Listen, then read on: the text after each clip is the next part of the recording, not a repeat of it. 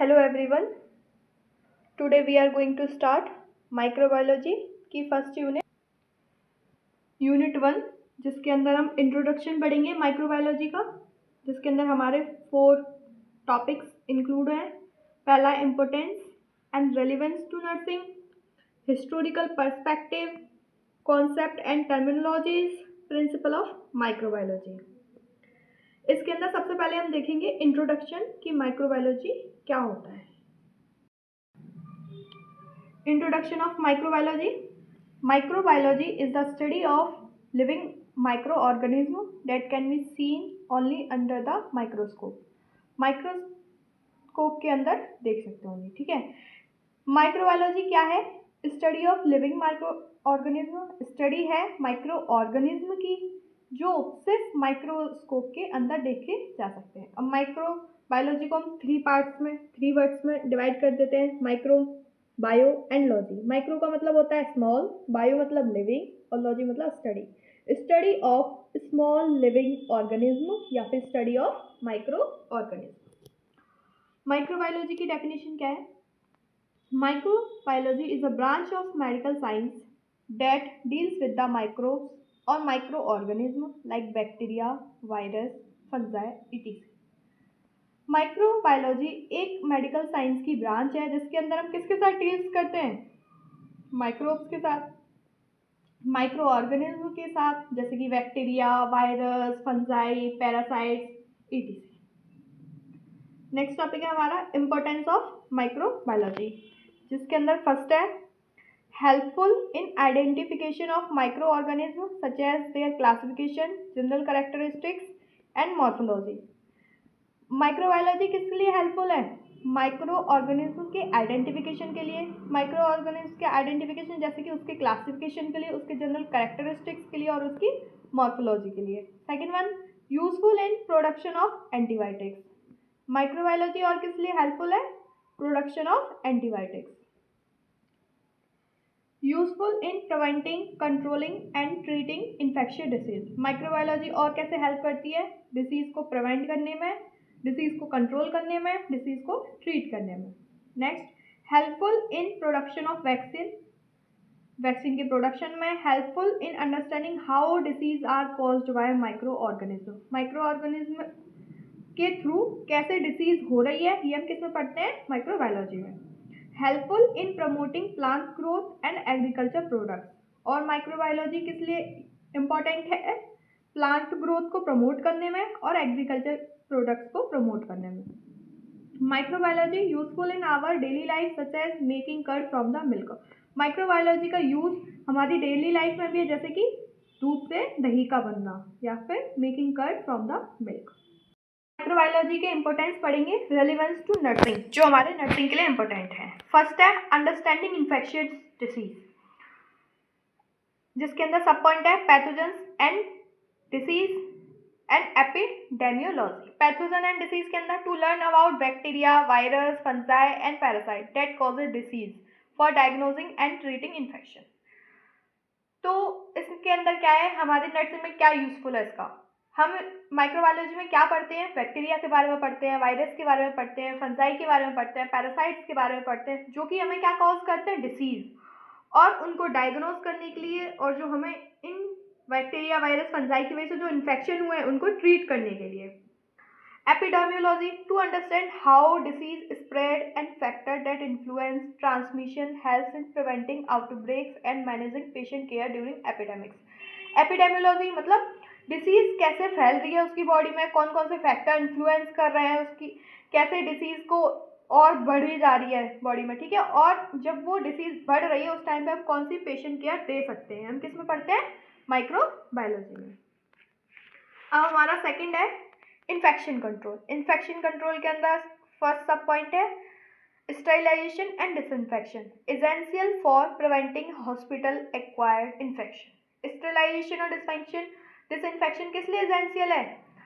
HAI से prevention के लिए। सेकंड सब पॉइंट है aseptic techniques, practice of hand hygiene, use of PPP and other aseptic technique. हमें क्या करना है इन्फेक्शन कंट्रोल करने के लिए, हैंड हाइजीन करनी है, पीपीई किट का यूज़ करना है, और सारी जो भी प्रोसेसर हम कर रहे हैं उसमें कौन सी टेक्निक यूज़ करनी है, एसेप्टिक टेक्निक।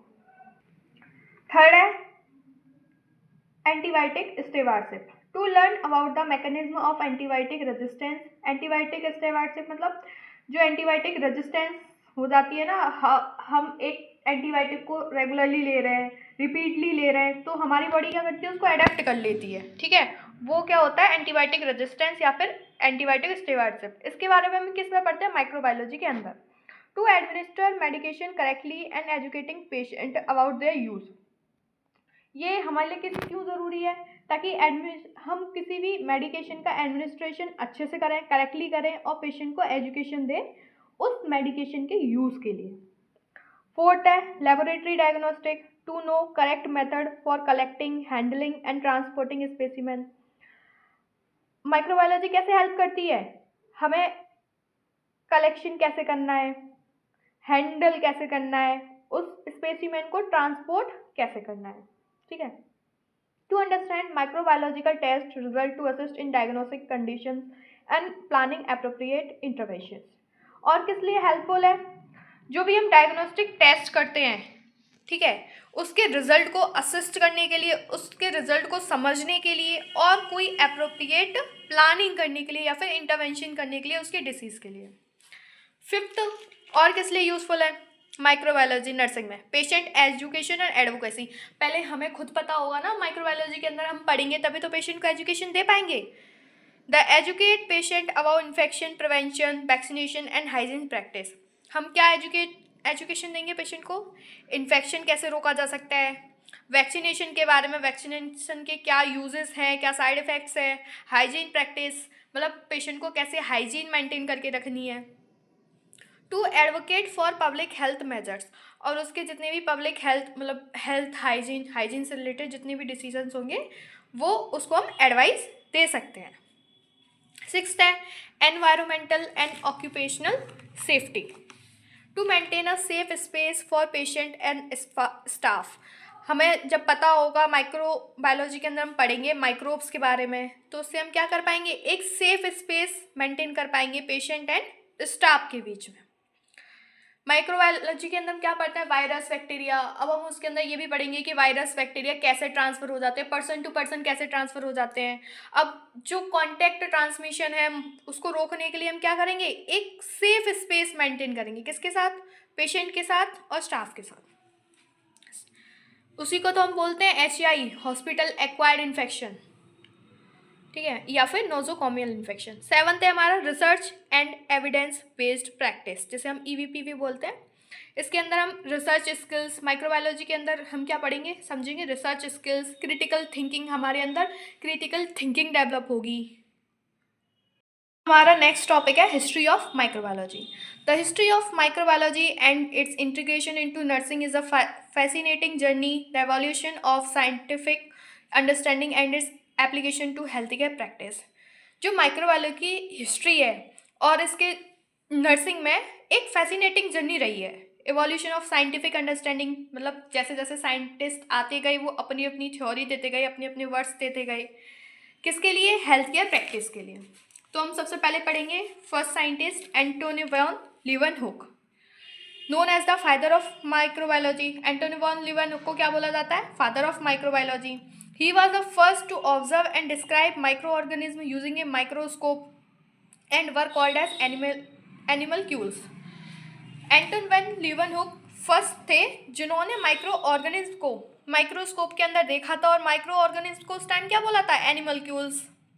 सेकेंड साइंटिस्ट है हमारे Louis Pasteur. Pasteur work on germ theory and its development of pasteurization revolutionized understanding of infectious disease। Pastures ने क्या किया, जर्म थ्योरी के ऊपर वर्क किया और अंडरस्टैंडिंग मतलब बताया कि इन्फेक्शियस डिसीज कैसे फैलती है। His research demonstrated that micro organism cause disease leading to improved hygiene and sterilisation practice. Louis Pasteur की रिसर्च क्या बताती है कि माइक्रो ऑर्गेनिज्म हमें डिसीज कॉज करते हैं, जिसकी वजह से हमें क्या करना चाहिए, अपनी हाइजीन को इम्प्रूव करना चाहिए और स्टेरिलाइजेशन और डिसइंफेक्शन प्रैक्टिस या फिर असेप्टिक टेक्निक्स यूज करनी चाहिए। जो लुइस पास्चर थे उन्हें फादर ऑफ मॉडर्न माइक्रोबायोलॉजी भी कहा जाता है। अब थर्ड साइंटिस्ट है हमारे Joseph Lister. He applied pastures germ theory to surgery introducing antiseptic technique using carbolic acid। Joseph Lister ने फर्दर पास्चर्स जर्म थ्योरी को और इसके ऊपर डिस्कशन किया। अब उन्होंने तो सिर्फ मेडिकल ट्रीटमेंट मेडिकल मैनेजमेंट से रिलेटेड बताया, तो इन्होंने सर्जरी से रिलेटेड बताया कि सर्जरी के टाइम पर हमें क्या यूज़ करना है, एंटीसेप्टिक टेक्निक यूज़ करनी है using carbolic acid. This dramatically reduce surgical infection and mortality rates. इससे क्या होगा, सर्जिकल इन्फेक्शन रुकेंगे और मोर्टेलिटी रेट भी डिक्रीज होगा। नेक्स्ट साइंटिस्ट थे हमारे Edward Jenner. He develops the first successful vaccine. Edward Jenner ने क्या किया था, अपनी फर्स्ट सक्सेसफुल वैक्सीन डेवलप करी थी।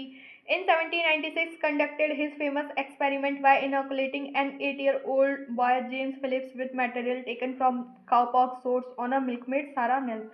इसमें ये बताया गया है कि जो वैक्सीन डेवलप करी थी उस टाइम की प्रोसेसिंग, ठीक है। After exposing the boy to smallpox, he found that he did not develop the disease, proving that cowpox infection provided immunity against smallpox। Edward Jenner ने सबसे पहले कौन सी सक्सेसफुल वैक्सीन डेवलप करी थी, स्मॉल पॉक्स की, ठीक है। नेक्स्ट साइंटिस्ट रहे हमारे फिर Alexander Fleming. His discovery of penicillin mark the beginning of antibiotic era, transforming the treatment of bacterial infections. Alexander Fleming ने सबसे पहले डिस्कवरी की कौन सी एंटीबायोटिक की, पेनिसिलिन की, जो किसमें पेनिसिलिन या एंटीबायोटिक किसके लिए दी जाती है, बैक्टीरियल इन्फेक्शंस के लिए। अब हमारा नेक्स्ट टॉपिक है प्रिंसिपल ऑफ माइक्रोबायोलॉजी।